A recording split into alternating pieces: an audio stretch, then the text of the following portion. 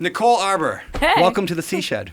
Thank you for having me in your sea shed by the seashore. Yes, Yeah. this is going to be good. So I know you. I followed you online forever. I know you as a singer. You have music videos, actress. I don't know if you call yourself an actress? I mean, Yeah, you act. I've done a bunch of acting. Okay, Yep. so actress. We got a comedian, obviously. Yeah. I've heard you're funny. We're going to find out today. We're going to test. I've heard you're funny. An influencer. Yeah, I guess so, huh? Yeah, I know. That's super weird to call yourself It's an a influencer. really weird word. Yeah. I feel awkward about it at this moment. Yeah. Let's dig into that a little bit. Like, how does that make you feel? Millions of followers on social media, and over 1.5, but now 1.6, you say, Yeah. billion with a B. Yep. Views, which is absolutely insane. But I want to go back way before that, because that's how I know you, but I don't know you before that. So will you take us back? Who is Nicole Arbour before Nicole Arbour was that? Oh my gosh. Great question. And I think I'm literally the exact same human being. Okay. I was laughing the other day because someone asked me like, yo, when did you start like in music? And I was like, I was in musicals since I was a kid. I think I was like 6 years old in my first professional musical, maybe 5. And I was in Cats and I was a mouse. And then I was in Joseph and the Amazing Technicolor Dreamcoat. I was in Joseph. Are you serious? I got to hang out with Donny Osmond last year in No. Vegas, and I No. saw him because Is like he in Vegas? Yeah, his show is so good. Alex, we should get Donny Osmond on the podcast. He's in Vegas. We're going to be recording in Vegas next month. Oh my gosh, I'm going to you try to need make that to. happen. I'll have it done Dude, before the end of this my mom would His- freak out. Okay, so I I would have freak out. I have friends who are like dancing in his show right now, and I knew him from like back in the day, Donny days. Yep. And I went backstage after the show to say hi, and I was just like blown away at how good his show was. I thought it'd be like some cheesy, Yeah. made for like old ladies thing, where they're old ladies clearly trying to show their saggy tits. Yes, Yep. mine will be like that one day. It's no shade. Mine too. But, okay, great. Well, we'll be like, cheers, whatever. That'll be great. That's weird. But like, I was just blown away at how good his show was and how good he sounds. Like, you're like, this is Yeah. like what's left from that almost Rat Pack-ish generation of Yeah. just fucking performers. really good. Who can just do it on the spot and sound Yeah. amazing. So yeah, I I just- was in all that. I just the other day showed my kids 7 and 3. I'm like, we're gonna watch the greatest film of all time, and it was Joseph and the Amazing Technicolor Dreamcoat with Donny Osmond, and like close every door. Door Yeah, to me. just like it's in my heart. It's I just such got a, chills Oh, when you said that. It's so Oh good. my gosh. And They he did does not that care. in his show. Does he And do that it's- song? Yeah. He does like 2 Joseph songs within his show, and then he takes a ton of requests. It was so good. And him and I sang a song backstage, and I got excited about it. Because we went through No. like the coat colors, and Yeah. it was red and yellow and Yep. green and brown and scarlet and black and over and yeah. These are things that stick in my mind, but I forget everything else. That's amazing. I'm so glad we have that in common. Now, Right. I did lie a little bit. I was not technically in Joseph. I was the set mover because I was too afraid to sing at that Oh, point. wow. It So wasn't you until the just, like- next year that I actually got in the musical. You sang I as was you a moved techie. the set. Yes, I was a techie on the background, like red and yellow and green. And, yeah. Every techie Yeah. wants to be on the stage. Yeah. Yeah. That's It's for just- like concerts, for everything. Yeah. Is every techie just a musical person without the confidence or ability? No, I think some of them just want to be in music no matter what. So if they realize that being on stage isn't the spot for them, they just Yeah. want to be in the show, and they get that same vibe from it. That's what I think. I love like tech people like on shows. I love roadies. I love all Yeah, those dudes yeah. like and girls. Like they're my homies. I love them. I love that. I love the fact that we're taking this little detour because I want to, like, musicals are my thing. Like, I love That was them. us on the way here Yeah. in the car. We just took all these like freaking detours. Yeah, it was a little complicated to get here. Best musical you were ever in and best musical you've ever seen. Oh, best musical I've ever seen is Wicked. Really? I've never seen it. I saw it multiple That's so times sad. on purpose because it just like brings me to freaking tears at how talented the people are in it and how creative the story is to be like, and this is life. This is like The Wizard of Oz. I love The Wizard of Oz. It's one of my favorite movies, mantras, everything you need to know about life. You kind of learn in The Wizard Yep. of Oz. But then you look at the flip side. You're like, whoa, that was the story from one person's perspective. There's a totally different perspective. And that's what I love about anything in life is like, take it how Yep. everyone's doing it, flip it around, see if there's another angle. And that's what, Wicked is. And it's from the perspective of the bad guy who wasn't actually the bad guy the whole time. And I'm like, ooh, this is politics. No, it's- Like, I was just going to say kinda. that is like modern life today, right? Like, Yeah. you look at, like, if you're a Republican, you look at Democrat, you're like, they're the villain and they're Yeah. the bad guy. And then you're a Democrat, you're like, the Republicans are the villain. Those are the bad guys. It's everyone in everyone's life. Like, so if you're pointing at someone and they're your villain, chances are you're somebody else's villain. And that like blows my mind. But yeah, that musical's so good, and the music and just like the writing on it. It's amazing. And I'd say for me, a show that I was in, the Passion Play was a Really? freaking hoot. I was talking about it the other day That sounds. because it was in stadiums. Yeah. And we had live animals. And Wow. I had to walk out with a camel. And that was pretty wild. Literally, like every day we had horses and camels and donkeys and like it was ridiculous. Yeah. And it was packed every day in a stadium, so it was really fun. Wow. So that was a touring thing or something like that. Yeah, it was like a touring one Wow. the Passion Play. So it Wow. was like near Easter and it was crazy. Wow. All right. That was awesome. Detour. Detour. I like it. But random, and then I'm gonna go back to the real questions here. But I was in the Wizard of Oz in high school. Fun. What do you think role I played? Wizard of Oz. Knowing me, what would you guess? You were the mayor of Munchkinland. How did you know that? Yeah, I'm good. How did you know that? I'm Did really you guess? good. Yeah, well, no, Or did I I say looked that? at you and I'm like, you represent the Lollipop King. Like, I get Yes. it. Yeah. I was the mayor of the Munchkins. Ha! I win. That's so funny. We yeah. were at a he's killing himself laughing. We were at, and it's funny because you're so You tall really didn't too. know that? How would that I was know a pure this? guess? No, That's it nuts. was not. It was an educated guess based on speaking with you. Definitely not a star. So we're gonna. What's a role that would be funny? That that's okay. I'm really impressed. Thank you. Yeah. We were at a studio not long ago in Kingston, Jamaica, because I was recording a bunch of tracks there, and there was two dudes sitting out front that were about to be in my session with me, musicians. I'd never met them, and the one guy, he's taking a very big bong hit, and he goes, "Hey, guess who's bass and guess who's drums?" And I'm like, "Your drums." Yeah, Like, just definitely. you doing that, Definitely. your drums. The bass guy's not saying a word. He's just excited to be there. Yep. Yeah. Like, Every bass player. yeah, they're like, "Oh, I got 4 notes and I fucking Yep. killed it." I just. Yeah. I'm just gonna boom. Yeah. Yeah, you're cooler than me. Yeah. All of them. Yeah. Very cool. All I right. win. So, Haha, so 1 point, Arbour. musicals. There. That was Yeah. good. We can just end the show right now. This is a perfect show. Okay, bye. Thanks for Bye. having me. Maui's Down Villa dope. Beach. All right. Musicals. What next? So Where'd you go from there? I was in all the dancing and Okay. the musicals and the cheerleading came in, and I was just that kid that was doing every frickin' activity known to mankind. I got every Girl Guide badge that you can possibly get in 3 years when it's like supposed to be a 4-year thing. And I got like an award from the Queen of England, and I got to meet Prince Charles to give it to Really? me. And like, it's ridiculous. wild, What a yeah. ridiculous life. Like, and I remember they're like, you have to curtsy to him. I'm like, that's weird. That's weird. Does anyone else think it's weird that I have to curtsy to this dude because he was born in that family? And that's when I started getting in trouble. It all went downhill from there. Like probably Oof, like class clown, obviously, and like most comics. And then as I was getting towards like college age, it was, okay, Nicole, you have a scholarship for political science because I somehow got my way into this political high school program that I wasn't even allowed to audition for. They wouldn't let me because my school's like, "Fuck you, you're a cheerleader. This is for the nerds." And I was like, all right, I'm gonna find a loophole. And I found a loophole in how to enter to get to go to this political science kind of summit and Yeah. represent my school and then get voted into being in parliament in Canada. And That's found right, the 'cause you grew up loophole. in Canada.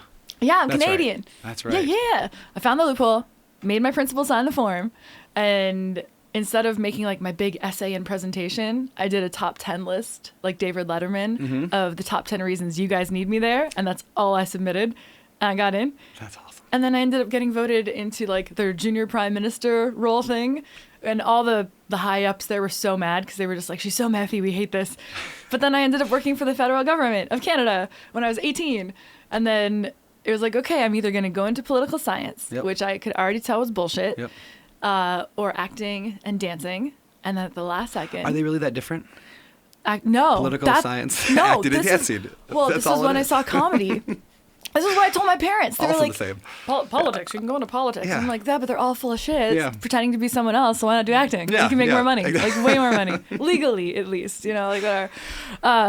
Yeah, so at the last second, I was already like going for dance and acting, and my friend had a college program, and I saw comedy, performance and writing at Humber College, a 2-year like undergrad program, and I was like, light bulb, like I saw it, and I was like, I'm supposed to be a comedian. And I told my parents that, and they're like, "No, you're not. You're not even funny." And I was like, "I think I am, though, because people are always laughing at me, so probably am." It's either that or something else. But Yeah, either Yeah. I'm funny looking or so One of the two. whatever. And then my mom made me the deal that she would let me audition for it, and that she wanted to talk to the head of the program. And after I auditioned, they came out, and I ended up getting some kind of scholarship for it. But it was cool because like our board of faculty was Eugene Levy and Alan Gutman, who helped start SCTV, and all of my teachers, my professors, were all pro comics. So the best guys from Second City were teaching me sketch. Oh. The people from Cirque du Soleil were teaching me clowning and commedia dell'arte, and I was learning the history of comedy, and I was learning like all these awesome things. I had stand-up class, and my teacher was Larry Horowitz, and he was so hard on me, but it was so good. It like still comes in handy now. And I had got my degree in comedy. That's what I did. That's awesome. I didn't know that was a degree. Like that's the thing that they offer. Nobody knows. Yeah. I went to clown school, like legit clown school, and it worked out pretty well. So That's yeah. funny. Okay, this Literally. is a very wide question, but 'Kay. is there a key to being funny? Like, is there like after all that schooling and clown school and all that, like, Yeah. is it like, oh, comedy is what? Tell Like, the truth. Tell the truth. Tell the truth. Either in your actions, like physically, in the words, in the sketch. The biggest laughs are always saying something that everybody else wants to say. They're too scared. Yeah. Yeah. Or they're all thinking. Yeah. And that's my favorite. That's why I do this. It's my favorite thing to do. Tell the Reminds me of truth. that Bill Burr and that Red Rocks. He's got that Netflix, I think it was a Netflix special, where there wasn't actually, the whole thing, there was nothing actually like, the funniest thing I've ever seen, but nothing was funny. It was all just him saying serious things about COVID and about like, I mean, every thing that we will get in trouble for talking about. Yeah. Because like, but it was just like him saying it, and I was like, oh yeah, we all agree to that, and Yeah. that makes it funny. Exactly. Like Yeah. we were watching on the plane on the way here. It's like shit, piss, cocksucker, motherfucker, tits. George Carlin. Those are the words you're not allowed to say. Yep. But everyone was saying them anyway. Yeah. So who are these people who said we can't do it? You know? Yeah, whatever. Okay. All right. So clown school, we have a comedy degree. Yeah, I'm a clown. Okay, I love that. Yeah. What came next? After that, right away, I started as an NBA cheerleader for the Raptors. Oh, no So right when I was like still coming out of college, and while I was in college, I was like 2-time national dance team champion. Our story there is ridiculous. It's like a Disney movie of I was at a predominantly urban college, we'll call it, and this little white girl comes in to start the dance team. We ended up not having enough people to compete in the national championships at the last second. I found a girl at the nightclub. I threw her in our team, taught her. We did this really weird, cool thing. Won, ended up being a full varsity team the next year after I made a bet with the dean of my university that we were going to win.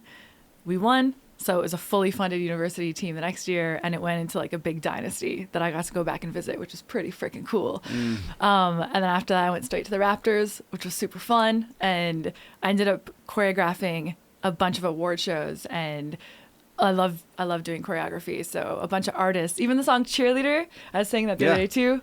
Omi, when that song was like #1 on Billboard, Yeah. I got to choreograph him for an award show. Oh, no way. It was so fun. That's awesome. Yeah, I was doing all that stuff and right away stand-up. I started doing stand-up when I was 18. And then by the time I was done college, I was doing it like 5 to 7 nights a week, every single week, all the time. And got on a TV show in Canada. And then it just started going from there until car accident.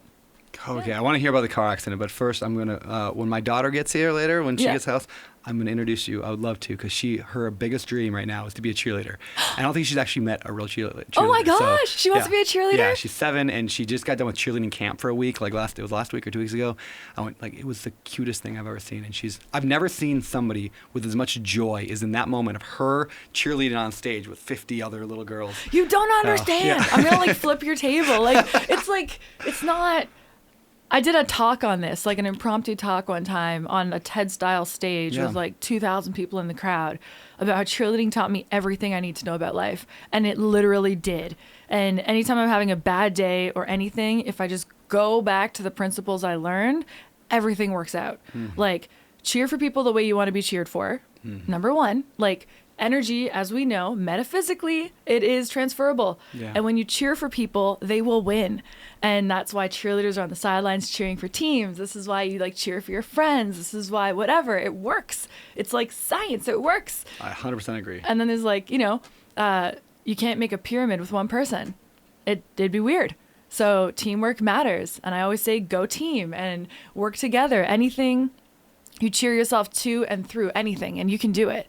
And you just learn those principles either in the actual cheer, like with the stunting and the tumbling, or like the NBA style. You learn teamwork, and you learn all these other things that really like shaped my entire freaking life and got me out of bed when I was disabled. That's beautiful. Have you played the game Horse Race? It's a gambling game called Horse Race. No, should I? Should we take them to play Horse Race? Where do we play Horse Race? Oh, dude. I want to play Horse Race. It's the funnest game.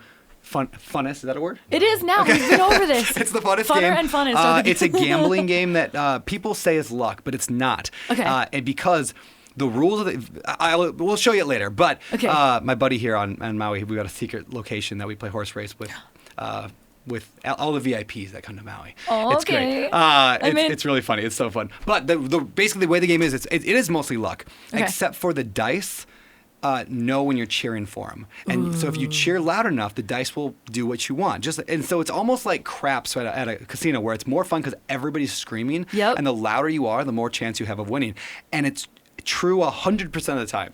So we call it manifestation. Like the more excited and you can cheer for those dice, the more likely you're going to win. I love it. We were at a casino. We were at the Hard Rock Casino in near Tampa, I think it was, or somewhere close to that. We were in Florida, Hard Rock. Fort Lauderdale, close to there. Okay. And I was playing War because I love playing blackjack, but it wasn't open, so I was playing War against. Yeah. And the freaking dealer was just like, "You are the most positive person I've ever seen." I was cheering for everybody at the table. I'm high-fiving. Yeah, I'm like, it makes it so fun. We're all gonna win, and I'm like, win, win, win, win, win, and then we did, and then we're all making money, and everyone's killing themselves laughing at this stupid girl in a tiny dress, a little tipsy, not fully drunk, but like this little blonde girl just making everybody win. And I played for hours. I'm like, okay, thanks. Oh, that's amazing. Even when I lost, I'd be like, that's okay. I got the next one, and then I would. And it was so fun. I love it. All right, horse race. I'm in. It's gonna happen. It's such a fun game. Let's do it. All right. Let's go horse race to car wreck. Yeah. All right. So I actually do not know the story. I mean, I've heard you reference it before. Yeah. But I don't know the story of what happened. It's weird. It was because I know you believe in manifestation and all of that kind of spirituality stuff. I had the strangest feeling that day that I wasn't supposed to do this stand-up show that night. I had everything in my gut told me, don't go to the show, don't do it. And I told my agent that. I'm like, I just have a weird feeling about the show. Are we able to cancel? And she's like, no, you'll get sued, blah, blah, blah, blah. I'm like, okay. I go to do the show, and there was almost a gang fight at the show. So a guy that was in a gang came up to me. He's like, yo, I'm a fan. I want you to know at this time, that table and that table are going at it. So you better be done your set by this time. And I was like, oh fuck. Okay. All right. And I thought that was the threat. And okay, it's diffused. Yeah. Kind of do the show, faked that my mic didn't work so I could get out of there by that time. I was like, it's just not working. Like, I faked it. Yeah, I literally did that. I literally did that to get out of the spot. And I'm like, whew, with a buddy of mine. We get in the car and we're leaving, and I still had the feeling. And I was like, this is weird. And then we almost get in a little car accident. And then I was like, that was weird. Okay, we're out of there. And almost got robbed getting money out of an ATM. And then we got out of there. And I was like, I still have this feeling. It's chasing me like Final Destination. Yeah. I go to get out of the taxi at this karaoke bar, and we got rear-ended right then. I was halfway out of the car. My back was twisted, and I was halfway in the door. And we got hit hard from behind. So I hit inside the door frame 3 times. Oof. And because my spine was twisted, I got all the nerve damage. So because, your spine's like this, it jutted into the nerves all the way down. Like severe damage in my lower back, shooting down my legs. This hand was stuck like a claw for years. The head injury, I didn't even know I had a head injury because you don't know for a couple of days, but it was pretty bad. And then I got TMJ so bad I broke all my teeth. Not all. I broke a lot of my teeth in my mouth while I was sleeping, like the back ones. Like it's TMJ, that's your your jaws? Yeah, from pain, from nerve pain. So I go to sleep or try to.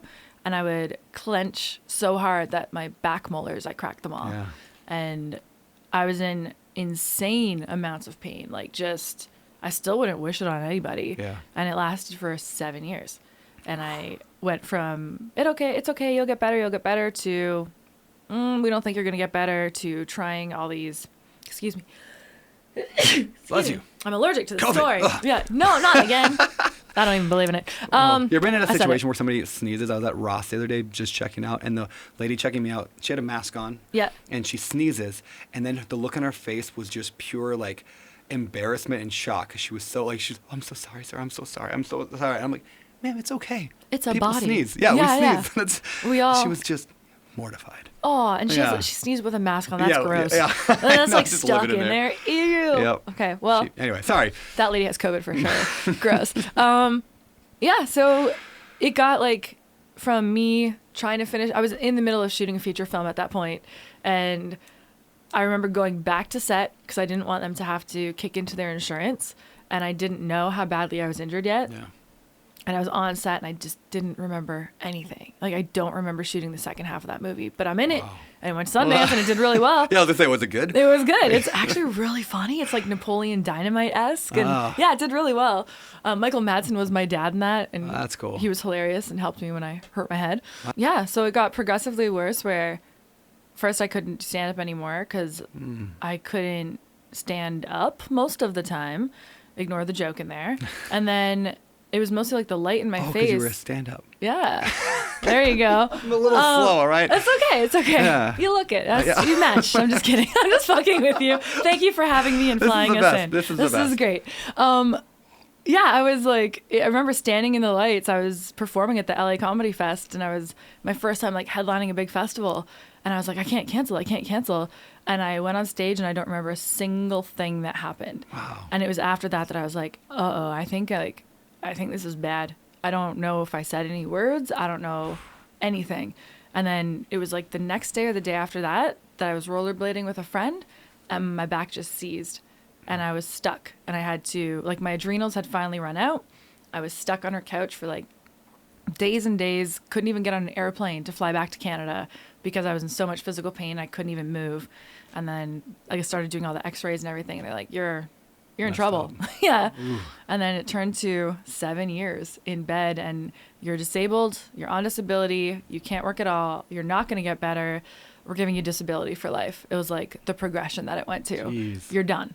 Like, toast, goodbye. Sorry about your life, kid.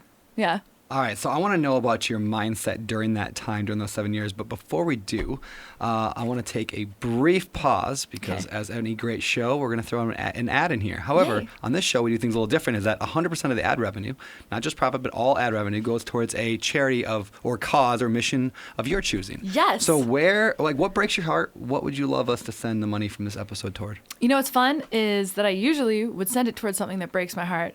And I've always done that. Yeah. And I always support charities that are helping things. And then I realized I've always been supporting charities that it's like fixing something that's wrong. Mm-hmm. This time I want to support something that's doing something really right. Okay. And that's the Canusa Games. Canusa, Canada versus USA. Okay. And I grew up participating in the games. And it's Canada versus USA. It's a friendly games. Flint, Michigan versus Hamilton, Ontario, my hometown. Started with 200 athletes. Now I think it's up to like 1,000 to 2,000. Wow. And it's just a friendly thing, friendly rivalry. Kids who have probably never left their homes before, a lot of them. They get to play in whatever city it is, do billeting, learn a lot about the other city, other people, how other people live, and then just actually have friendship and have a really good time. And I think it taught me a lot about sportsmanship and about, being friends with people even when you want to kick their ass. Yeah. So that's part of that. Amazing. All right. Well, that's what we'll do. So let's roll the ad. Hey, let me tell you this crazy story that happened once to me that completely transformed my life. So we were running the Bigger Pockets podcast for years, struggling, having difficulties, and had no systems, no processes, didn't really know what we were doing for years at the beginning. And then at one point I got frustrated and I threw my hands up and I said to my friend who was helping me run it, one of the members over at Bigger Pockets, I said, we just need somebody from NPR to come in and just clean up this whole thing and make this show amazing. And she laughed and said, we're never going to get somebody from NPR. We're Bigger Pockets. We're not going to get that. Later that day, I get an email. The subject line literally says, I was a producer from NPR looking to help Bigger Pockets grow. Completely blew my mind. We hired this guy, Kevin. He transformed the podcast, made it this incredible show that it is. And then when I launched A Better Life with Brandon Turner, guess who I called right away? Kevin. I'm like, Kevin, make this show awesome. And he has helped in so many ways. He's a consultant. He helps with the editing. He helps with figuring out what the show is going to be about. And he wants to help you too. That's right. He's now consulting for other people. So if you want to check him out, go to podcastpointman.com. Podcastpointman.com. He's got some free resources there, like some training, a quiz to help you kind of figure out where you're going and what you're going to do with your podcast. And he's awesome. So check it out, podcastpointman.com. Hey, sorry to interrupt this amazing podcast, if I do say so myself, to bring you an ad. And you know what? You might be tempted to skip through this ad to get back to the conversation, and I wouldn't blame you. It is that good. But then you would miss out on the free gift I'm going to give you. So hold on a sec. I wrote an ebook that I never officially published. It's called How the Rich Legally Pay No Taxes. And it's basically a walkthrough of how depreciation works for real estate investors and for people who are not real estate investors, and how you can use the same strategies that I do to pay really nothing in federal income tax. This stuff can even work as a passive investor into syndications. Many of my nearly 2,000 investors at Open Door Capital are actually offsetting some of their income with these strategies. So get the guide today. You'll read it in under 30 minutes, and it could help you save millions over your lifetime. Get it at odcfund.com/taxbook. So we're back, and I want to know what were going on in your head at that point? I mean, was it like spiraling sadness? Were you like, hey, I'm still positive and funny, and I'm just doing it from the couch? No, it was the worst. It was up and down because I fought and I fought and I fought and I stayed positive and I stayed happy, and I'm like, this isn't gonna take me down. I'm okay. I got this. But at first, like the physical pain was so bad that you're fighting that. You're not just fighting like how I feel today, like emotionally. You're fighting physical pain, which is insane, especially when it's nerve pain, because it doesn't stop. My left leg would just like shake constantly, and this hand, and then I would twitch, and I had a time where I would like shake like I had Parkinson's. I would wake up shaking, and after a while it drives you nuts. And it was driving me crazy, and I noticed that I was getting negative, and I would see things online and I'd be like, fuck Katy Perry. Like, she's all happy California girls, fuck you, your dress is stupid. Yep. And I noticed I was one of those people on Twitter for a bit, which is why I understand them now. And yeah, I remember like getting to about year 4 or 5 and just being like, I can't do this. And I have videos. I actually took videos of myself during that time because I couldn't write my symptoms down daily for the doctors. And I just had a moment where I was just like, this isn't working. Like, this system is fucked up. Yeah. They don't get people better. They just keep giving me drugs. The drugs don't work. They make me high. And I saw a dragon in H&M one time, like full size, like 2 stories up dragon. And I asked my boyfriend at the time, I was like, do you see this? And he's like, no, there's no dragon. And voices were telling me to kill myself in my head after I took this one pill. And I knew enough to know that it was the pill and not me, which is why I'm very against a lot of the pharmaceuticals now too. 100%. Oh, they're if I could fight them in my whole life, I'm in. But they have our best interests at heart. Of course they do, which is profit for themselves. Exactly. Yeah, it's like my best interest is them, yes. Yeah, of course. And then I got to the point, like just mindset-wise though, I got to the point where I was ready to commit suicide because I didn't think there was anything else for me. And I just needed the pain to stop. Like, just make the pain stop. I'm a disappointment to my family, everyone who's ever cheered for me, everyone who's supported me, my mentors, my coaches, everybody. I can't do what I was set to do. So if I'm not a dancer, if I'm not modeling, if I'm not a comedian, if I'm not these things, who am I? Yeah. And I got to the point where I was ready to kill myself. I figured out how I was going to do it. And then I had what I call like that night, and I heard the voice of God in my head, and he sounded like, it's not time to give up, it's time to get up. I always think it was like Denzel Washington and like Remember the Titans. I swear, like this is what I heard in my head, and it was like, if you're not all these things, what are you, Nicole? You're still a fucking cheerleader. That isn't the physical thing, that is who you are. And it's like, if this doesn't work, use your head. Don't do those things anymore. If those doctors aren't doing their job, which is get you better, fire them. Yeah. You're the CEO of your own health. And I had to get like gangster about it and to like say fuck you to a lot of like the mainstream stuff, to a lot of I didn't say F you to the doctor's faces. I fired them though. I treated it like I'm the CEO of my own health. You're fired. You're not doing your job. And I'm going to do whatever it takes to get me better. And it's wild because I was saying earlier that Maui kind of means a lot to me because I watched so many videos of Wayne Dyer, and he was in Maui and talking about how he healed himself. Yeah. And the first book that I found was Louise Hay, You Can Heal Your Life. I had never read any self-help, any of that kind of stuff ever. I scraped under my couch to find change, went to the bookstore. I was like, I need something. I don't know what I need. And I bought 3 books that day and a candle. And one of the books was Louise Hay, You Can Heal Your Life. And from Louise Hay, I learned about Wayne Dyer because she talks about him. And then I started going in that path.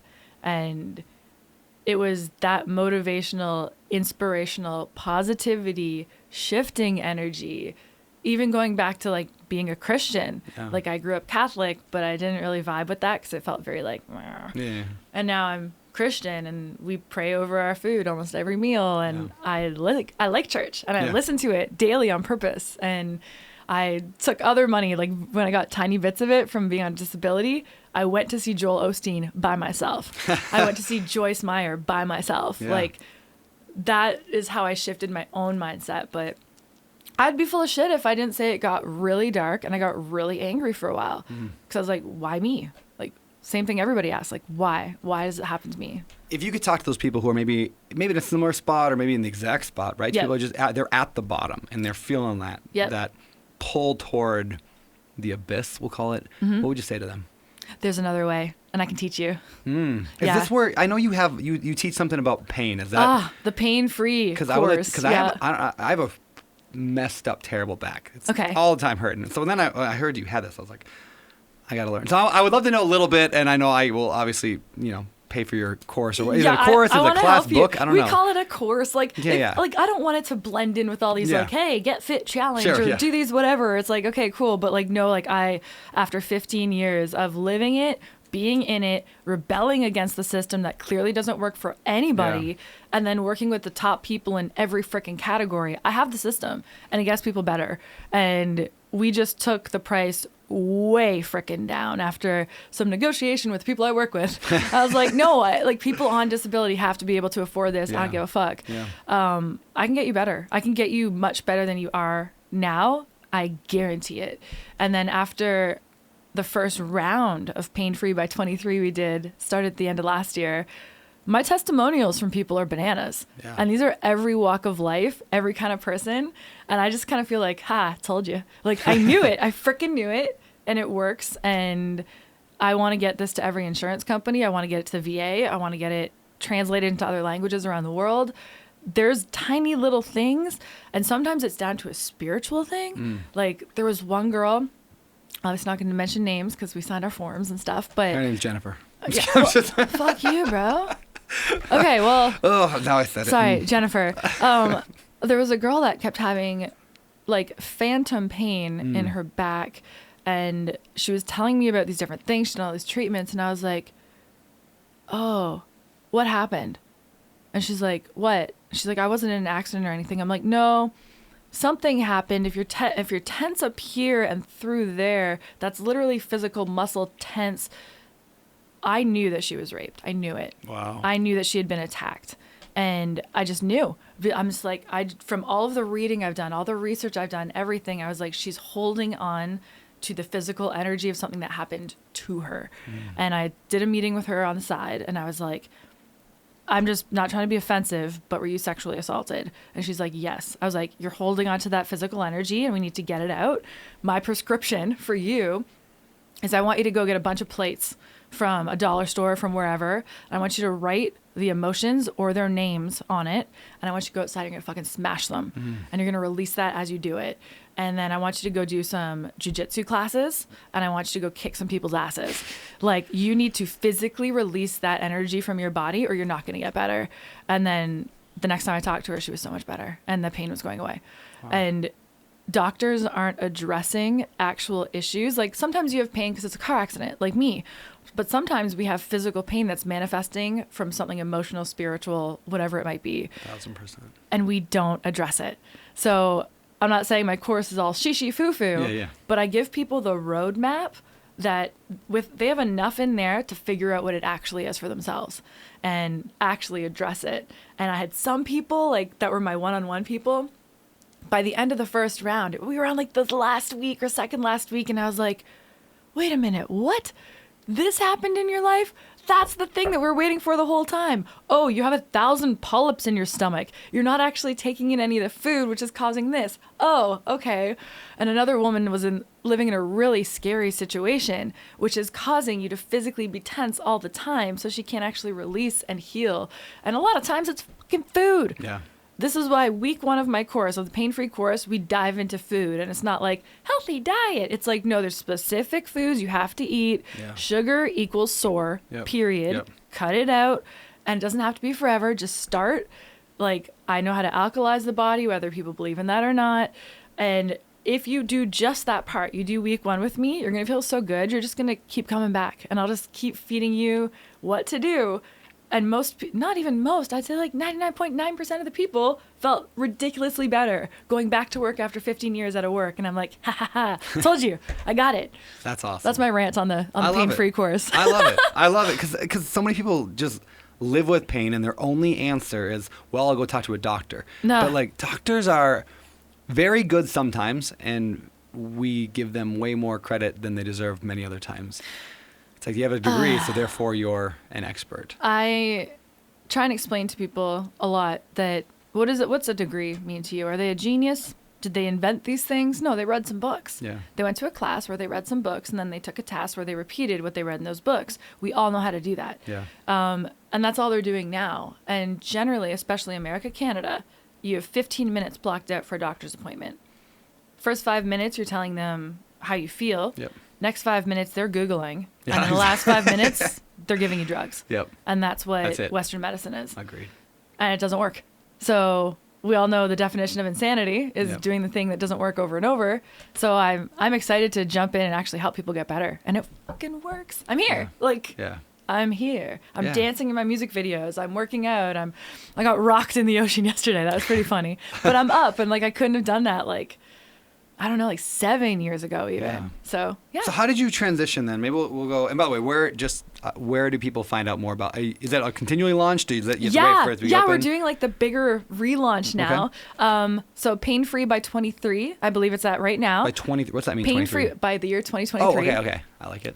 Thank you. But we're just doing the pain free challenge. Go to my stuff. I'm sure we'll, shout me out on here on my socials. Yep. But follow me at IB, letter I, letter B, Nicole Arbour. DM me. I will always find you if you DM me the word pain. And I'll have all the information on there. I want to help you. So How get insane in. is your DMs? I mean, you have 10 times the followers I do. It's nuts. It Yeah. feels like it'd be nuts. Yeah, but that's why I like to do these little keywords. Yeah, the keyword stuff. Sometimes I find people in there and it's like it used to be a lot of dicks. I got a lot of Oh, yeah, dicks, yeah. and I don't really, now I get people who are dicks in other ways, Yeah. like not just like saying rude things sometimes, but most of the time it's people telling me like their stories or being like, this one thing I watched of yours gave me the confidence to do this thing, and they're telling me like their success stories, or like, hey, I'm in this kind of pain, do you think you can help? I'm like, yeah, change this one thing and now here, go do this. Like, it's really fun. I like my DMs. That's cool. Yeah. Very cool. All right, so how did you go from here, I'm on the couch, starting to heal myself, I'm reading about it, you're healing emotionally, mentally, physically, spiritually, it sounds like it's moving in the right direction. How'd you become, famous, so to speak? I don't know, do we call you famous or niche famous? I don't know. You're famous. I'd put you I famous. guess I am. You're a It's big like, deal. I don't know how thanks. to quite say this, I guess, but you're right? kind of a big deal. I Yeah. still, every day, I forget every single day. Yeah. Every single day. And then people will come up and be like, hey, get a photo. I'm like, oh, yeah, okay. Sure. Yeah. I made a list while I was disabled of the number one reason why I think people suffer, and it's lying. And that's like universal. I think we are in pain because we're liars. And I made the list of things that people lie about the most. I was like, hey, God, if/when you let me come back, I promise I'm going to bring as many people as I can with me, and I'm going to tell the truth. And on the list of things people lie about, the first one was like Instagram models. We're not saying what this really is. One was about like divorce. One was about obesity. One was about, that one did pretty good. I remember that one. Yeah, one, like a whole bunch of them, and I just wrote the topics I think people are full of shit about. And I was like, well, I can't get up, so I'm going to do it like this, like a camera. And I know comedy, so I'm just going to deliver it this way. And I was asked to be a YouTuber at that point, but I didn't know what a YouTuber was. But I had been recruited by like the YouTube people to be a YouTuber. And they taught me how to make a video. I made it myself in my way. At first they taught me to be like this cheesy like makeup person. I'm like, ugh, no. The second I did it my way and I set like a marketing plan for it, like for the releases, like I'm going to do this one and then this one and then this one. And I'm just going to keep pounding people with these. I don't give a fuck what happens. And I had the moment of, well, no going back now. What have you got to lose? You're on disability. You have nothing. You can't do anything. Fuck it. Live. Yep. And then it kind of just went from there. And I had to get myself out of bed because I got booked to perform at the Royal Palace in England. And that was like my first big, oh shit, I better get out of bed. Yeah. Figure it out, Nicole. Like, you're going to have to be by yourself on the road for this many days. And while I was there, I got booked on The View and all these other things. And I was in the press around the entire world while I was there. So like I looked at a newspaper in England and I was on the cover. I was like, oh, that's weird. And then BBC like called while they saw I was there. They're like, hey, you want to come on the BBC? I'm like, I guess I do. Yeah. Hello. Yeah. And it's just kind of gone from there. That's great. Thanks. That's great. Yeah, you've gotten like, I don't want to say in trouble. That's probably the wrong word, right? But you get haters and all that for some of like the comedy stuff. I mean, what comedian doesn't? Yeah. How do you deal with that? Like, does that bring down like did you affect you internally? Like, oh, maybe they're right. Maybe I am a loser. No, I never believed them because I think they're losers. So I think they're liars. Mm-hmm. That's the number one. Once I think someone's a liar, I don't respect them and I don't really care. The only thing that's bothered me along the way is like the made up stories. That like has hurt my feels. Sure. Like, hey, you're saying that I got like fired from a movie. That's icky to me because I value myself on being a professional and my work ethic and all that stuff. And I was never part of that movie. And it went through the press. Yeah. And then instead of taking the story down, the media just puts a little retraction on the bottom. Yeah. I'm like, you dicks. Yeah. So it actually made me not trust the media anymore. That's what I learned along the way. And then, the same thing kind of happened in the political sphere. When I like dipped my toe over there just with those groups of people, I was like, oh, you're liars too. Yeah. Well, fuck y'all. Bye. Like, I'm going to go have fun and be funny and do entertainment because that is my talent. My talent isn't screaming at people all day and being angry for attention. I just happen to scream about some shit sometimes. There you go. Yeah. I have a friend right now who bought a property, actually, I think you know this person, but, or at least know of the person. They bought a property, maybe 12, 15, 20 units, something like that, rental property. And then the tenants went and started posting all over social media like Twitter and TikTok about how this person, one, making up things like, oh, they didn't actually buy it. It was their mom that bought it, which wasn't true, which feels bad. But then also like this person's a slumlord. They're transphobic. They're like all this stuff because they bought a property that apparently like whatever. And they didn't even raise the rent. Like there was nothing to do it, right? But then the video went viral on TikTok. Damn it. Like 20 million views of like this thing. And it helped because the person who was complaining about it like was, we'll say, scantily clad when she was complaining about it. Yes, so everyone's like, oh, stop scrolling. Look at this person who's not wearing any clothes. Talk about a bad landlord. Anyway, but you can't, and what I've learned, and I've had a lot of like that hate stuff too. I had some really bad experiences in the past with that in my own world.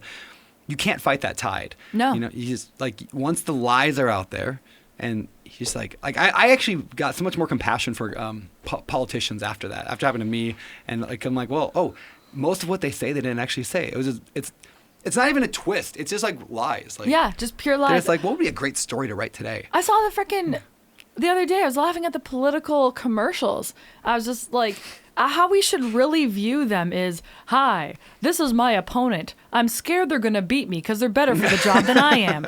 I'm a douchebag, so here's some lies I've made up about them. I can't beat them on merits, so here's some lies. Yep. Yeah, did you know they fucked their uncle? They did. It's like, did they though? It's like, I made it up, it's real. Internet. Like, that's stupid. Yeah, it happens so many times that it just...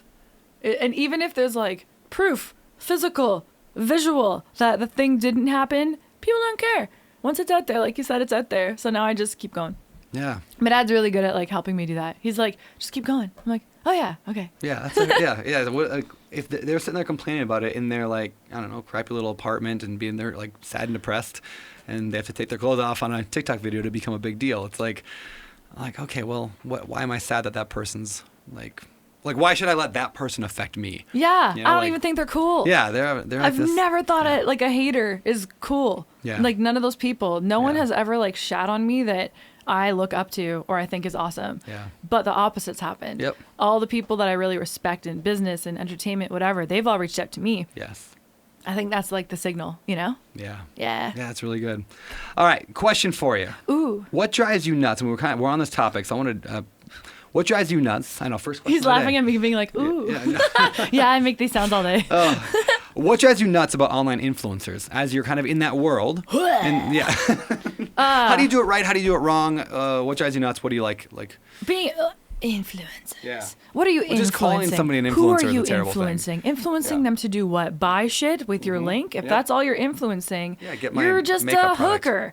You're an internet hooker in various ways. It's either OnlyFans or you're just schlepping products that you don't believe in. You're like, look at what I'm wearing today. And you're just a consumerism, capitalism pusher. And I don't want to be part of that crew. So that drives me nuts when I'm just like, buy this, you'll feel better about yourself. Yeah. Buy this, get this surgery. Here I am at this doctor. They're going to tighten my tummy and my ass and my labia and everything. Wait, like, do you have their number? well, it's 1-800 stop. No, like, yeah, it's just, it's so far, and I think it's making people depressed. It's making teens depressed. That's common knowledge. And I just think it's gone so far that it's like, why do we all need to see everything you're doing every day? Yeah. Narcissism is running rapid. Like, I scaled back what I'm showing the world instead of scaling it up. And there might be people being like, Nicole, show everything, do it all. I'm like, if I do a reality show, which I might, it would be about the business side of what I actually do, because most people don't know it. And it will have a purpose to it, not just look at me, look at me, look at me. Yeah. I think that's really toxic. And I know that word's overused. Toxic has turned toxic, but yeah, I hate that whole culture of, I don't really have a talent. I haven't really worked on anything hard to hone anything to give you guys a show. Just look at me, look at my outfit. Yeah. It's like, Look how cute I am. yeah, I'm so cute. Yeah. Yeah. That's funny. I get pitched by like production companies a lot because I'm in the real estate world, right? So the HGTV and all the real estate stuff. So they're all, and I'm the internet guy about it. So they always want to do shows, right? And every time they say that, I was like, do you know what my life is actually like? Like, I sit at a computer for like 7 hours.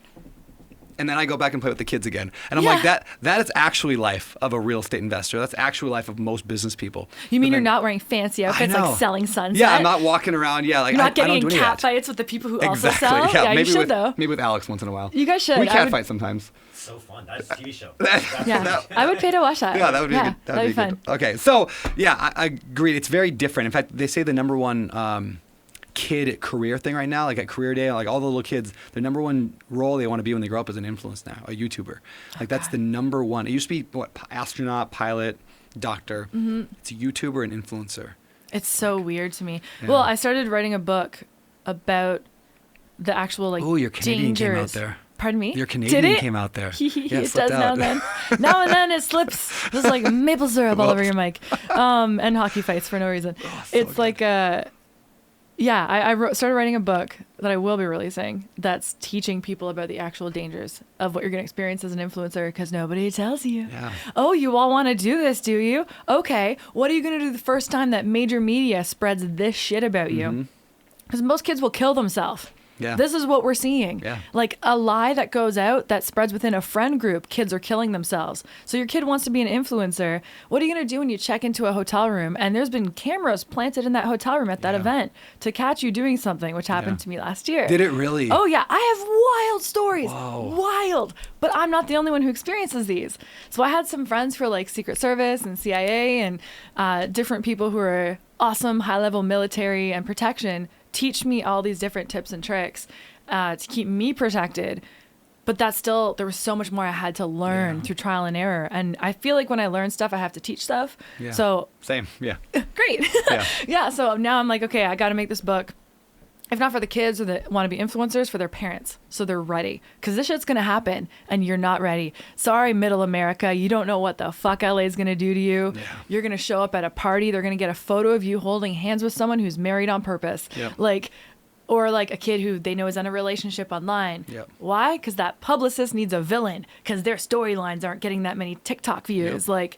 you don't see it coming, and I've seen a lot of it, if not all of the bad side. Do you live in LA? No, I used to. Okay. Ew. Ugh. I was gonna say you Why don't do people strike live me there? as an LA. Thank you. Yeah, you don't strike me as an LA person. That's That's why. a compliment. Yeah, Thanks. LA's got a vibe. We went and filmed a bunch of episodes there, and just like hanging out. Like there's there's good people in LA, and then there's a lot of just weird people in LA. I think LA is depressed as a whole.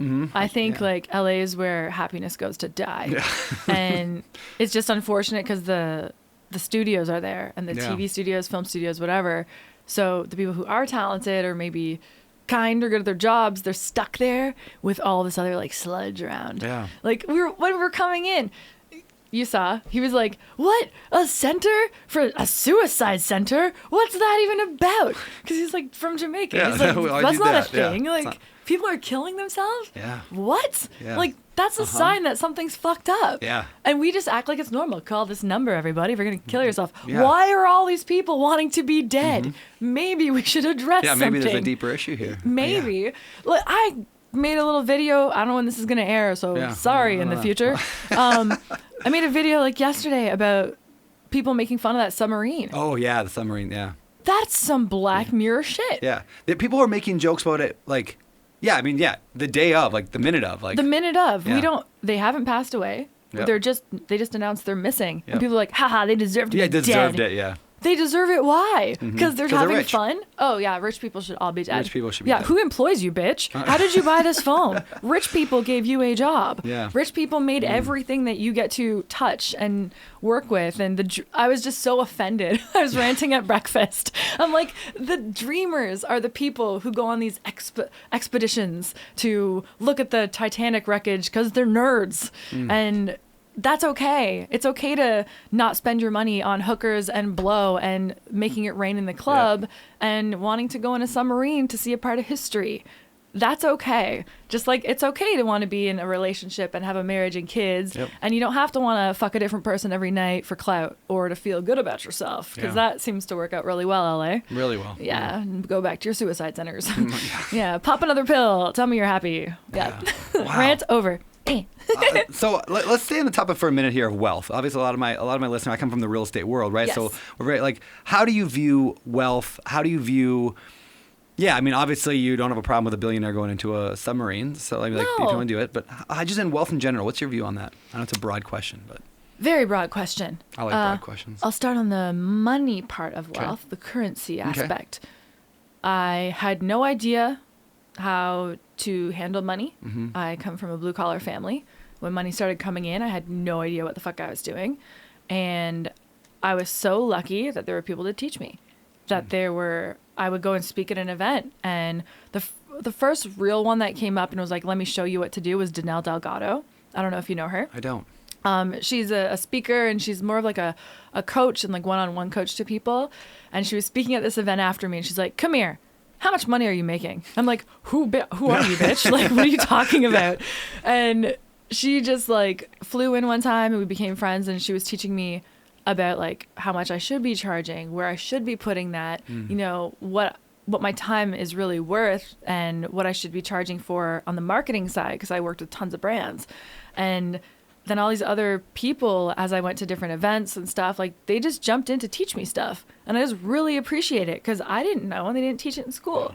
So now I have a bunch of investments. I have all different things, and I don't know everything, but I know a lot more than I did when I started. So Yeah. I feel great about it.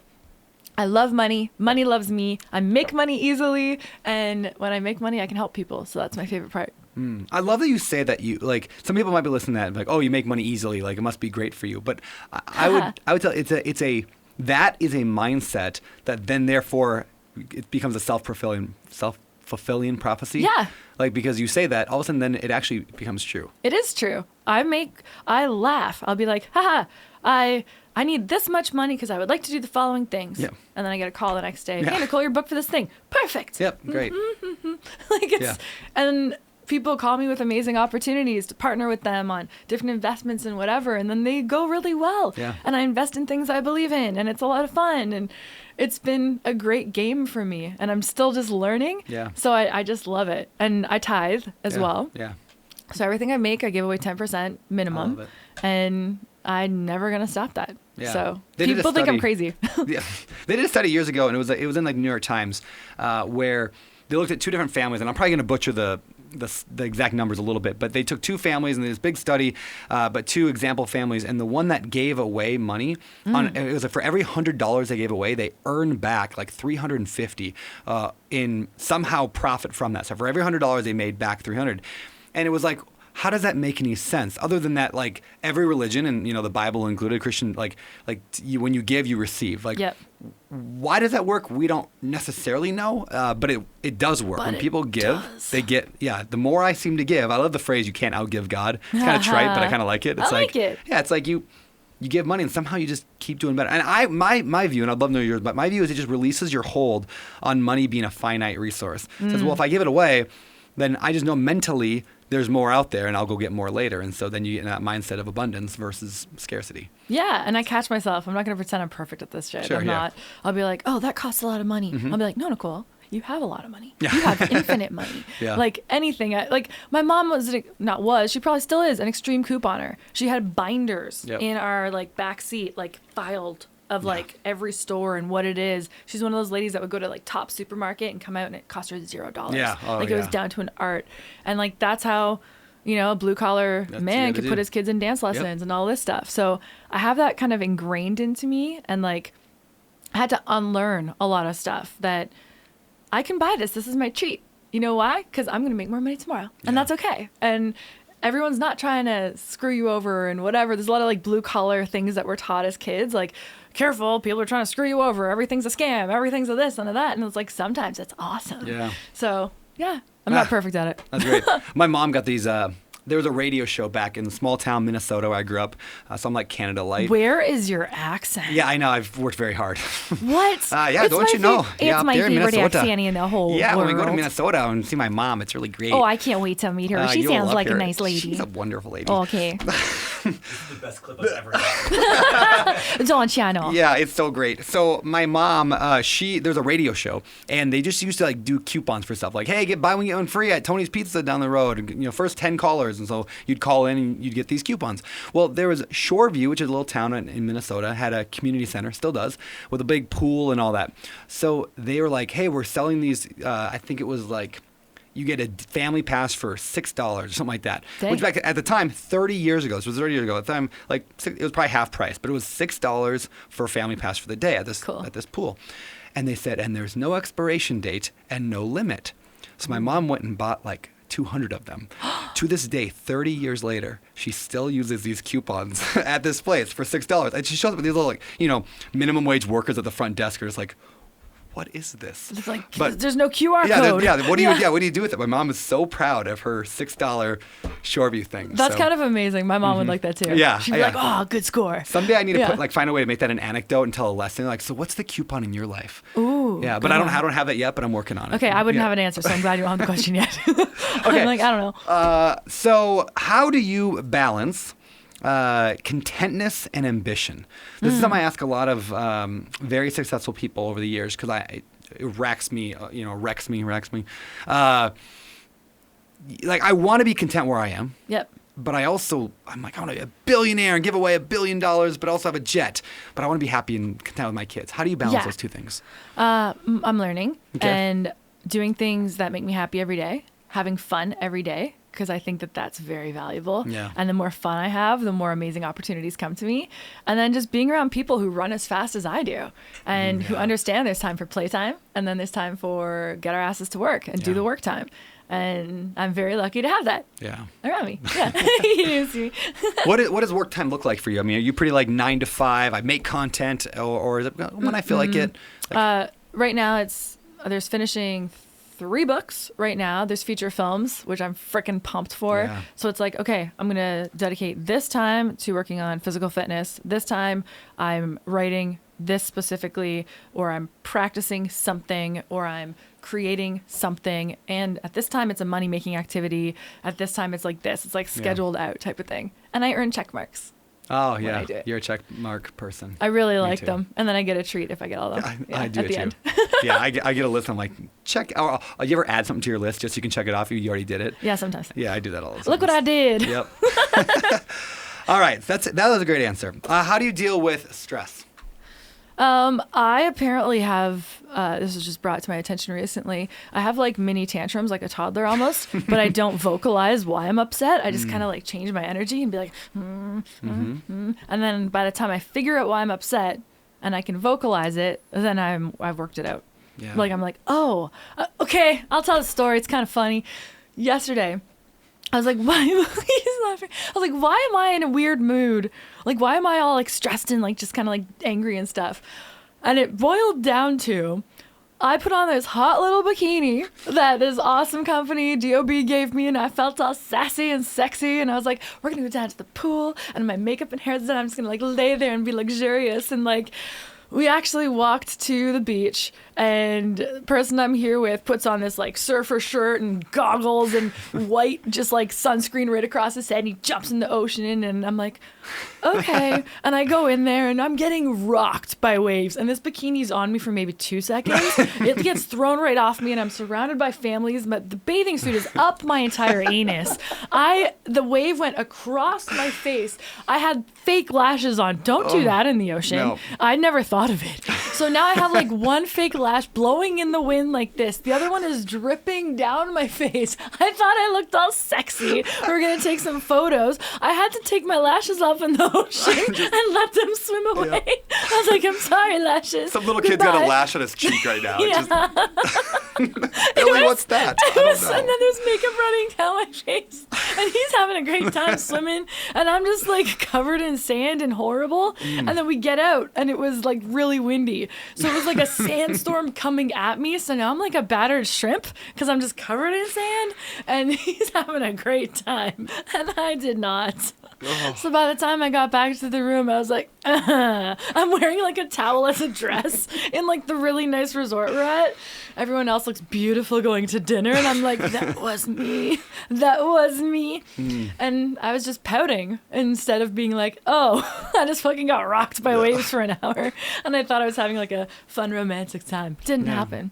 Well, you're probably also jet lagged, so. Oh, we'll blame it on that. But I was like, goodbye, lashes. I loved you. Oh. They were really nice ones. Isn't it interesting how much happiness, though, comes from expectations being met or not met? Yes. Right? Like, if you expect, like my buddy David always says, he says that all unhappiness is a result of expectations not being met. Like, even like, I'm upset that, no, this didn't happen, but I'm upset that my spouse cheated and left on, cheated on me and then left. Yeah. Well, it's because you didn't expect them to cheat on you and left. Like, leave. If you expected that, you wouldn't be upset about it. If that was just like, well, of course, that's what I expected. So managing expectations is such a key to happiness, I guess. Do you agree? Yes, it would have been so easy for me to just explain what I thought we were doing versus, and having like, I have all these awesome one pieces. I was like ready to jump in, and he's like, I thought you wanted goggles into whatever. And I'm like, no, I was in like girly mode.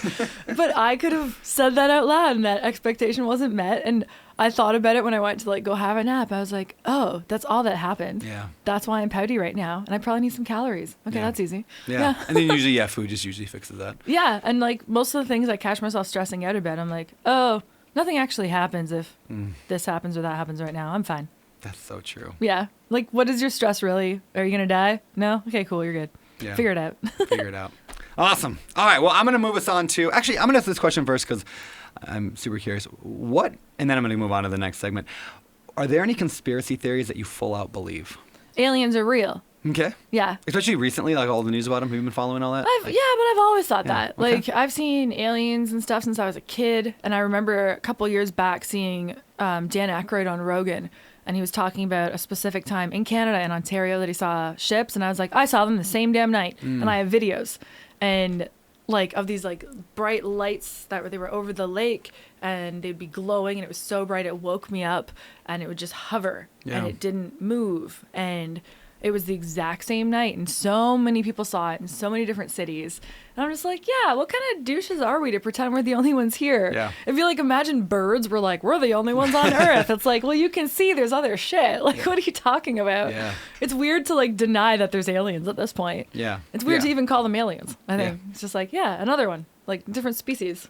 Well, I battle. Like I'm with you. I actually do believe in aliens, and I don't know. This is the question that I get asked, and I'm curious your thoughts. Okay. They travel here from how many bazillion years or miles away, light years away, and they get here. Yep. and then they just crash or whatever. Like, and then we Yeah, just yeah, yeah. like how are they so good and Yeah. technology advanced, and then like they just get seen by people and crash? Is that what this is, or I don't know. Like, I don't know. It's a good question. If they're think so smart, why are we- we just seeing them? Like, and they're That's crashing. a good question. I think we do dumb things that interfere with like their equipment. Could be. Like, what? Why do we see something and be like, kill it? Yeah. Like, that's so American. That's so you know, like American. murder it. It's on my lawn. Yep. Yeah, I think that probably has something to do with it. Yeah. Or think of like teenagers. Teenagers stole the car. They stole the ship. They're going, yeah, let's go check out Earth for the day. Yeah. You know, and then they like get there and they're like, oh fuck, I don't really know how to use the handles. And then they're the ones who keep crashing. These are my thoughts. I like these.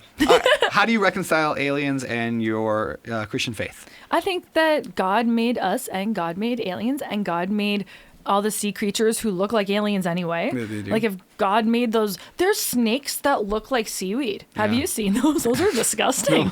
God made that on purpose. Why didn't he make aliens? Yeah. Why not?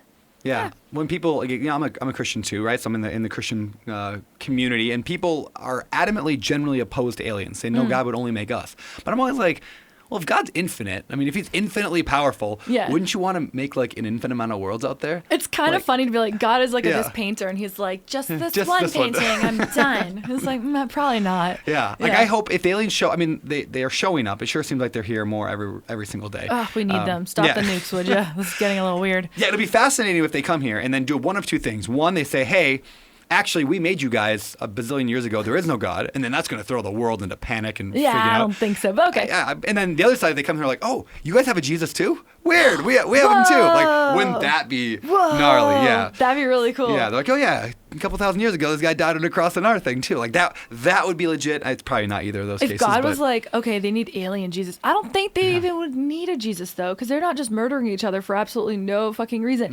I think we're the only species that's stupid bad. enough to be like, yo. Again, I'll just say birds because I've been seeing Yeah. a ton of them. They Yeah. shat on my friend 3 times yesterday. Oh, man. That's a lot of good luck, huh? And she was upset. Yeah, she was having a bad day. You got pooped on Yeah, 3 you- times. The luckiest guy I know. So, for multiple reasons. Okay, so think of them as birds. Okay. What bird is just gonna try and murder another bird because it has different color feathers? Yeah. We're fucking stupid. Yeah. People are, he's like, eh. Well, but some like, might. different shapes and Wait, stuff. maybe all animals just murder each other left and right, though. But they do it to eat each other mostly, or for like areas. So it would be better for if humans just protecting did it their, to like, eat each other. That's what you're saying. I think so. Cannibalism would at least make sense to me. But Okay. it's just like when I think about slavery and, Yeah. you know, I saw this clip of Mr. Rogers yesterday, and it was illegal to swim in the same pool as black people. Yeah. You gotta be an idiot Yeah. to make that rule. You thought the skin color came off? Do you think it's like a dye? What's wrong with you? And then Mr. Rogers was the first person on television Oh, yeah, that's right. to dip his feet in a Yep. pool with like the guy that was the mailman on Yeah. a show who was a black guy. Yeah. And it's like, that had to happen? Yeah. We're idiots. We are We're idiots. a stupid species. Yeah. Like, so I want the aliens to come and just be like, oh, Yeah, you guys are got cute. problems. Yeah. Oh, you're drugging yourselves into oblivion and blowing each other up over land when you have enough food. What do you need? Yeah. Why are you doing this, you little... Aw, it's cute. Yeah. Yeah. Yeah, people are weird. Speaking of that, do you have a life philosophy? Any philosophy that guides your life? Yeah, go team. Go team. I was gonna actually ask Yeah. you about that. Go. What does go team mean? It's what does like- it mean to you? Go team. It's like, see it on why all are you your posts. laughing? Perfect answer for you, actually. Oh, okay, cool. Totally get it. Yeah, it's a go team. It's like, it's the mantra. It's like, everything's better when we work together. So I can cheer for you because I know I'm awesome too. It's not competition, it's co-opetition. You winning doesn't mean I lost. It's fine unless it's a direct baseball game. That's like different. Or jujitsu? Do you jujitsu? I did it a few times and then, Love man, it. I was sore. I work with firearms instead now. I'll be better It's with probably that. more deadly. Yeah. I know. It's like coming at you, and I'm like, it's like the Indiana Jones scene. I'm like coming at you with jujitsu, and then I'm you like, just shoot me. Yeah. Sorry. Yeah, Yeah, you sorry. win. I do think martial arts is freaking amazing, Mm. though. I have so much respect for everybody in martial arts. It's so badass. And I do train a tiny, tiny little bit. And I have done a few jiu-jitsu. Mm. Okay. Did you hear, I know we're way off track from that question, but We do Musk that. is now going to supposedly fight Zuckerberg. Oh, I can't wait. But Zuck's going to kick his ass. I know he will, Because yeah. Zuck, like, 'Cause he's trains. actually good. Yeah. This is so cool. By the way, he's like in my top. I have a dream. I call it a dream 10 of guests to get on the show. Okay. Yeah, Zuckerberg. You want Zuck? I want him. I would. Zuck's love an it. alien and then for I would sure. want to. He might be. Elon Musk, and Zuck are both aliens, 100p. Like, 100. there's no chance they're not aliens. They are. Now we're not getting them. We just No, ruined but it. like, yeah, but they already know they're aliens. It's not like okay. surprise to them. Yes, that's They true. know. Come on. Yeah, Elon named his kid like, Yeah, like, it's not, yeah. and that probably means something like super badass on his home planet. But if I was an alien and I got here and I was like, I'm the smartest one here, I'd stay too. Yeah. I'd be like, I'm going to fuck shit up. I'm going to be a billionaire on this planet. I'm going to send things into space. They're so impressed by Yeah. this. This is nothing for me. He like farted and made a spaceship. He's like, now I'm going to make electric cars. It's like nothing for him. These are my thoughts. This is great. I don't know. Where were you? I asked you a question. You went somewhere, then I derailed you on Oh, that like one. the go team stuff. Yeah. Like, yeah, let's just work together. Let's cheer your way through. You can cheer your way to and through anything. Like I said, everything's better when you work together. And you got this. Fucking go team. I don't like the idea of having fans, and I never will. I have teammates. I have people I just haven't met yet in real life, like friends.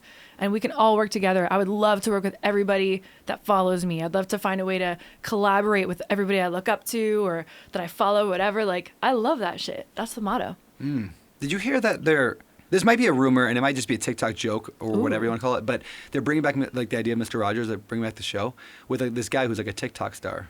Have you heard about this at all? No. Yeah, it's like that guy with the like, striking blue eyes on TikTok. I don't remember his name, but he announced that he's been selected to be the next Mr. Rogers, and they're going to bring back the show. And he actually Wow. is kind of the coolest guy for that role. He's like a big beard, looks like, I don't know, blue eyes. He looks like me, really, is what I'm saying. Wow. Yeah, super Okay. handsome. I mean, that's cool. I legit, really funny. hope Yep. they don't go into any like political league kinds Oh, they will. of. Oh, they will. Oh, they will. Stop it. Yeah. But I think that Mr. Beast does a good job of like being a Mr. Rogers for the YouTube generation. I've I never think thought he's that. That's so really good. great. He's Yeah. just his crew is so silly. Like those dudes are just dudes. Yeah. They're just being silly and funny and like these are just the guys in the neighborhood playing games. Yep. And they bring everybody together for a political reason? No. For any activism? No. For whatever, it's like, let's Yeah. have fun. Let's have fun. And then with the money they make having fun, they help people. It's really cool. Yeah. Yeah. Wild. All right. We're going to start moving to the next segment here, which I've said like 12 times now. I'm going to call this segment Fill in the Blank. It's also Okay. called, we're going to make really good Instagram content out of this one. Yeah, let's Here we go. go. Question, or it's a fill in the blank. Someone will say a statement and you fill it in however you want to. We'll keep you wherever you want to go with the question, but I'm going to give you the blanks. Life isn't about blank. It's about blank. Life isn't about money, it's about fun. Ooh, that's good. Thanks. I just think it. That was a short, sweet, to the point. Well, we're going to go with it. I like it. So, I've got millions of social media followers, but if I lost them all today and had to start over scratch, here's what I'd do. Tell the truth. Tell the truth. I would tell the truth. Telling the truth as fast as possible, it will bring people to you because people are hungry for the truth. They want someone else to tell the truth with, because a lot of people have to tell it secretly because they're scared of being canceled, they're scared of being judged, they're scared of whatever. And just say what everybody else is thinking that you already think anyway, and you'll find your tribe again, like that. Yeah. Beautiful. If someone wants to be happier, blank. Tell the truth. I feel a theme here. There is a theme in this because if you don't tell the truth, you end up with a partner that's not right for you. Yeah. Like sometimes people are wearing designer clothes because they think it'll make certain people like them. Yeah. People are dating a designer person because they think it'll make other people like them.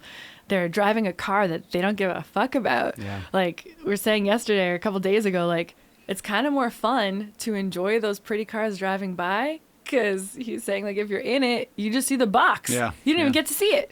And I just think that people lie about what they actually enjoy to fit in with other people, and it stops us from being happy. That's a great point. One of my favorite quotes, actually, of all time. It's kind of obscure in that Mark Twain once said, and I'll butcher it here, but if you tell the truth, because you never have to remember anything. And I've always yes. loved that. Like It's anytime, true.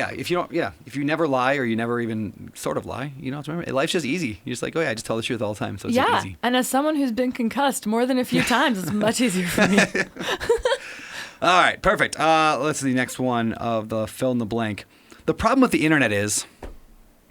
Everyone's trying to be somebody else. Yeah. I think that's what's caused mass depression. I think that's what's caused a lot of issues is people are watching so much and consuming so much that they don't figure out who they are. They take little pieces of other people and kind of mash it into their own personality now without even realizing they're doing it.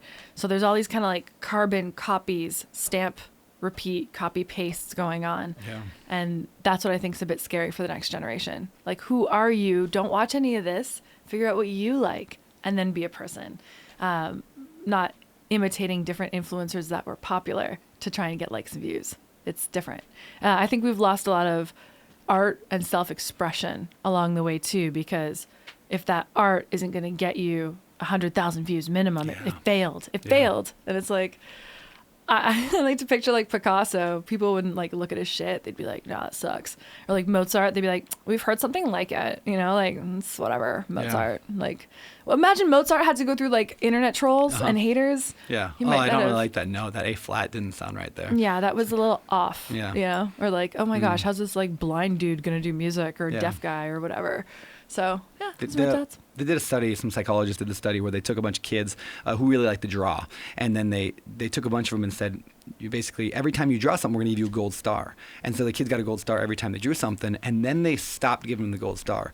And almost every one of them stopped drawing. They lost their love of drawing because they no longer got the star. And that's what I think the internet does to us with social media, especially, right? The likes, the little, like how many likes does it get? Yep. It makes us only produce content that gets us the star versus the content that makes us come alive. Yes, it's about expressing yourself. Yeah. You did the thing the second you did it. Yeah. That's the gold star, is that you released it. Yeah. And that's the fun for me. Yeah. I turn off my likes a lot of the time because Yeah. I don't even want to look at it. Yeah. I don't want to be like, oh, 5,000 people like this. That's Yeah. better than if, the 10,000 or whatever. Or I don't even want to be like, why did 30,000 people like this one when I like this one better and this Yeah. got this? I don't give a fuck. Yeah. I'm just Yeah. doing my thing. Yeah, I like my team to know that stuff. Like, you guys, like Alex watching it, but like I don't know. I have no idea like how many episodes get downloads. I don't know which ones get more or less. Like, let the team can use their mathy stuff and Yeah. figure that stuff out. Do your analytics. Yeah, do their Yeah, analytics. yeah. But like, I don't want to know. Like, I want to show up and do a good job no matter what. And then Yeah. I don't know if this show's gonna do as good as the last one or the next. Doesn't It matter. probably will. It probably. Yeah. It's gonna blow it out of the water. It's gonna be great. Yeah. Mostly that like alien Elon Musk thing. Yeah. I was gonna say your story in the water. I mean, that sounds better. Like the Oh, it was horrible. Oh, that's- It was horrible. that clip is going viral. It must have been so fun for everybody watching, like full booty Yeah. out, like on the beach with all the kids and stuff. I got rocked. It was so bad. Oh, That sounds like the best day. All right, last question of the Yeah. fill in the blank. If I was king of America, I would. be the queen. Why would I be the king? If I was the queen of America, I would. Abolish both sides. Ooh. Fuck all y'all. All right. You're full of shit. You get off on pointing at the other. If your personality is about they suck, that's not a personality. You have to stand for something, not just be hating something else. So I'd say abolish the parties, let individuals run to be like the next. I would still be the queen, but I'd let Sure. there be a president because I don't Okay. actually want to run shit. Yeah, yeah. I just want to like go to parties and shake some hands. And That sounds I'm fun. just kidding. That's a waste of time. That I hate sounds terrible, doing too. that shit. Yeah, I don't go to those openings of every envelope. I don't care. But I would abolish it. I would let people run as individuals for president and let them win on their merits. You know, it's just you as you. There's no party backing you. You're not even allowed to fundraise. We're Yeah. going to do a round of debates, and whoever people like best because of what you stand for, what you say you're going to do, you're in. And if you don't do those things and if you don't execute for the people, you're out. And you're going to get fined. And you have to give all your money back. And you have to do your job just like anybody else that shows up to do a job. Yeah.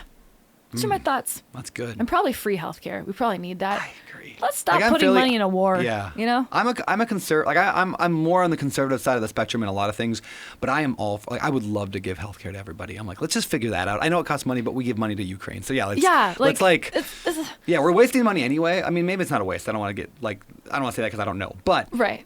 we spend a lot of money on ridiculous things all the time in the government.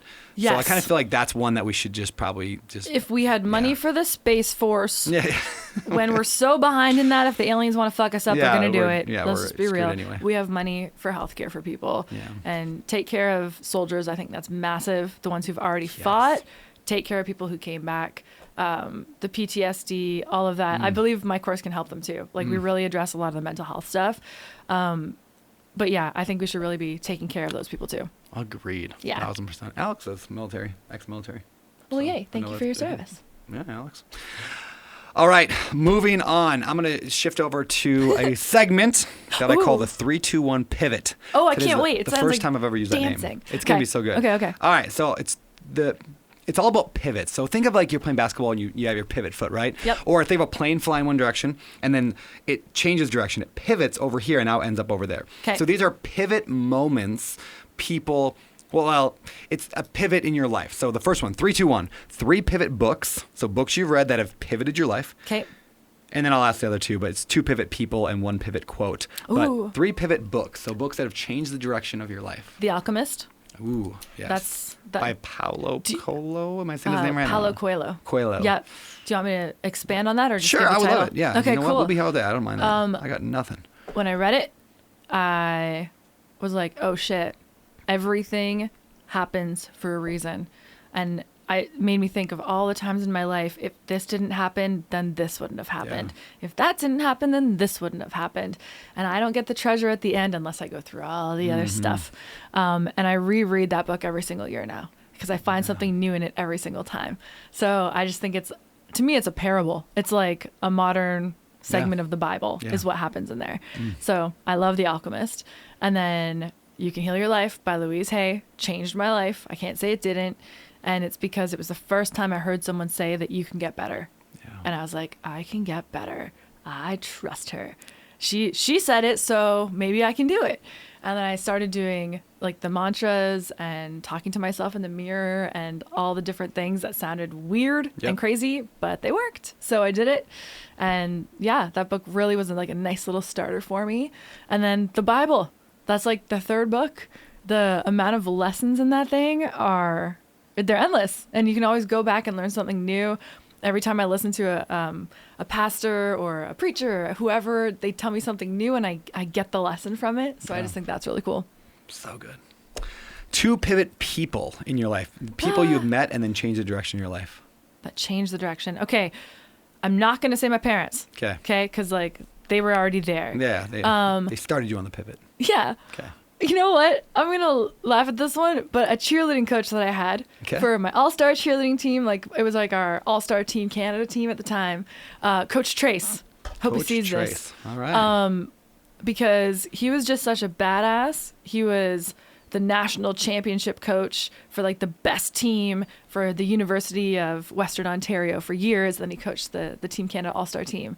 And he was just so ruthless in the way that he approached, we're going to win, you're going to do it, you're going to do it right. If you don't do it right, you're going to go do it again until you do it right. And your excuses mean nothing, there's the door. But he did it with love underneath it. And he had a bullwhip that he brought to practice with him. I swear to God. And he would wear like a cowboy type hat, like a rancher type cowboy hat. And you were equal parts scared of him as you didn't want to disappoint him. Because I remember him telling me to do a back tuck and I landed on my face and he's like, now you know not to do it that way. Now go with the coach and practice. And I was like, that's such a good lesson. He made me try.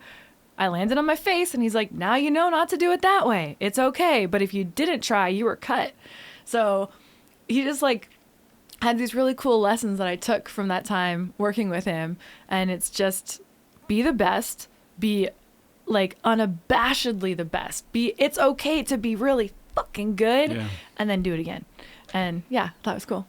Very cool. All right, that was the first one. That was one. Second pivot person. Second pivot person. Oh, Besides me. This is Direction of your life obvious. just changed. Obvious. Like, I mean, this has changed everything. It all. Come on.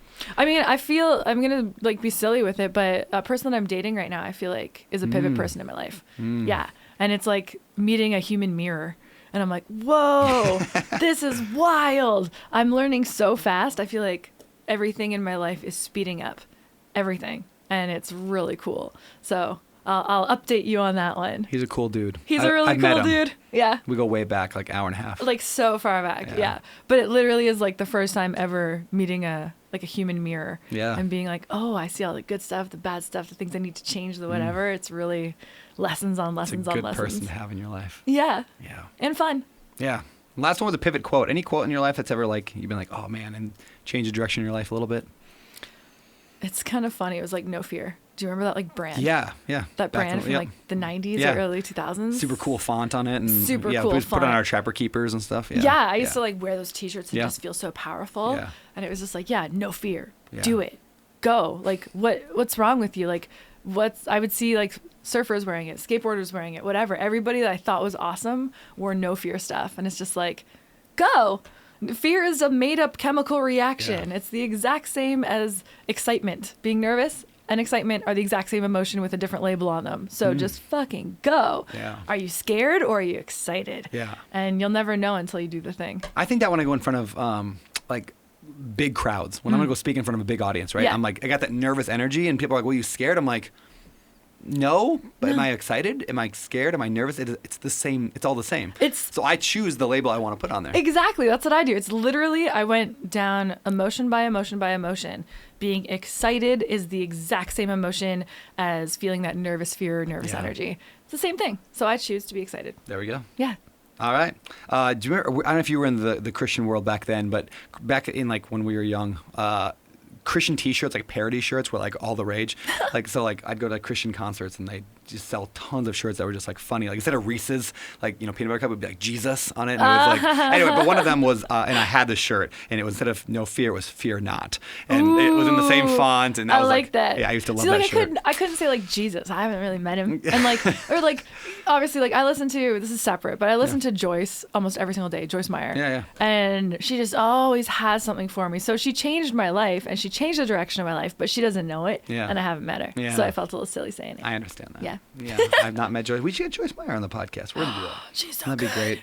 That I'd be really jealous of that. You should come over and co-host that one with me. Okay. When we get her. Okay. She it's wouldn't gonna be like great. my swearing. Yeah. She might.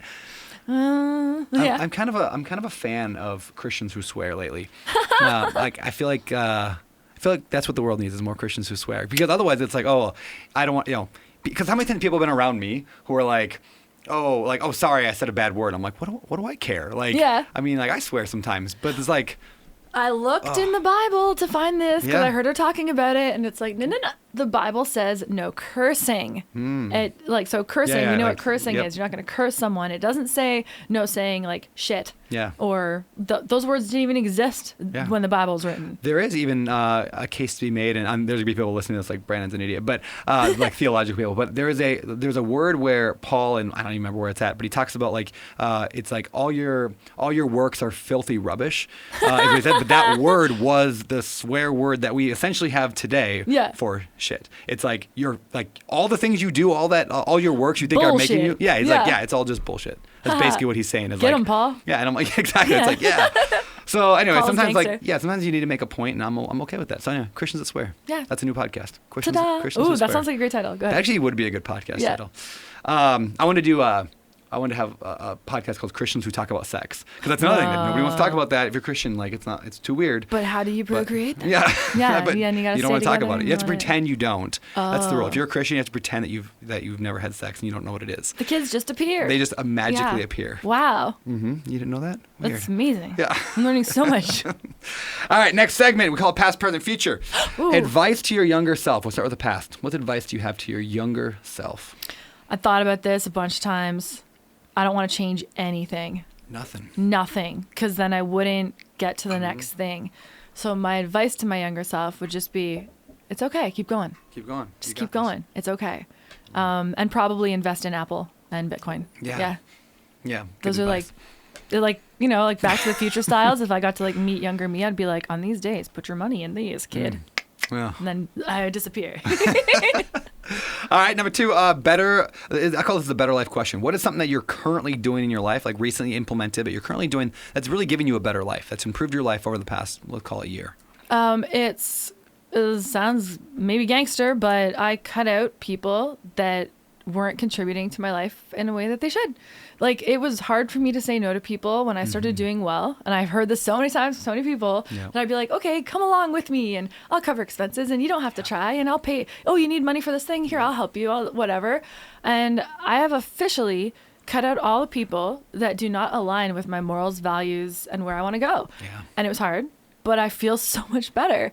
And like the last ones were probably like in February. And I'm just like, this is not my people. And just because they were my people, maybe in high school, maybe like however many years ago, doesn't mean they're my people now. I've changed and they haven't.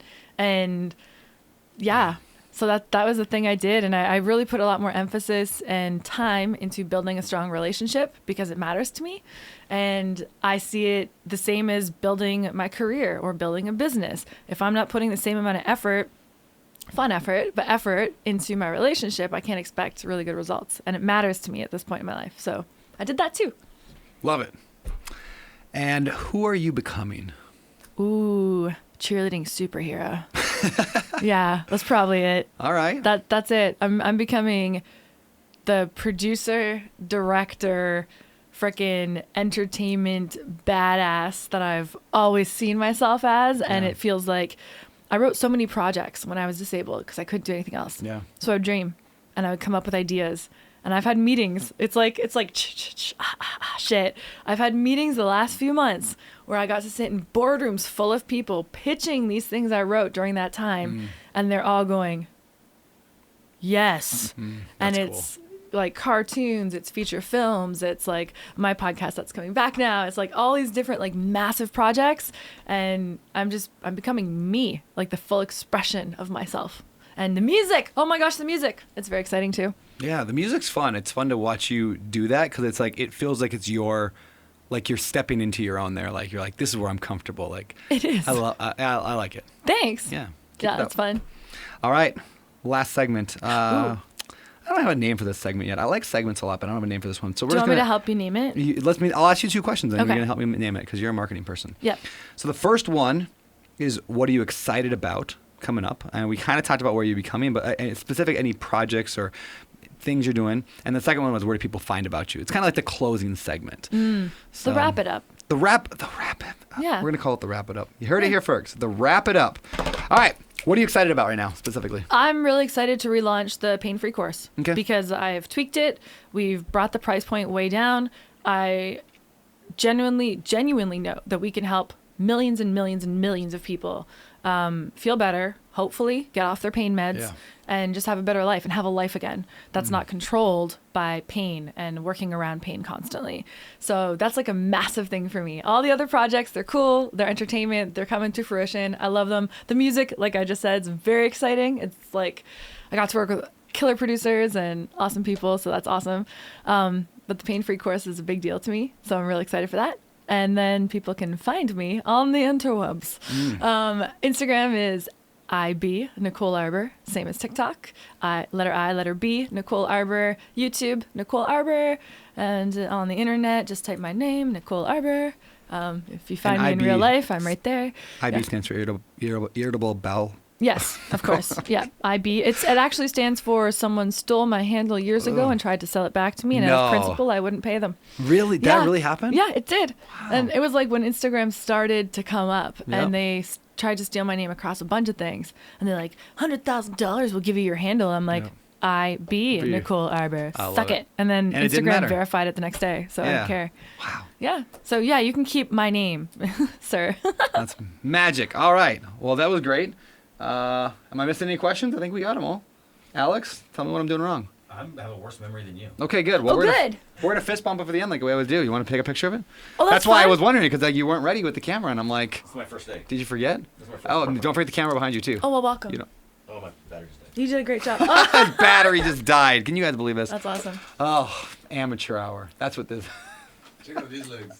Hey, I know. wow. Dude, What are those? Alex doesn't. He does not miss leg Alex, day. what are those? Yeah, he does not miss What leg are you day. doing with those? Yeah, Because I've been leaning on this. I'm like, what is this, a bum fist? Or... That thing's a rock. No, You ever I've run with a never, rock? Oh, I've never it's- seen thighs yeah. like that in my life. No, he's legit. How do you manage to get your thighs so much bigger than your calves? He goes running You should try it. Yeah, put that on your back. Yeah. Whoa. Oh, that thing is. All right, we ready? Okay, we're gonna fist bump it for the Yeah. end. This is how we end this thing. All right. I love it. Nicole Arbour, thank you for joining me today. You're awesome. Thanks for having me. Go team.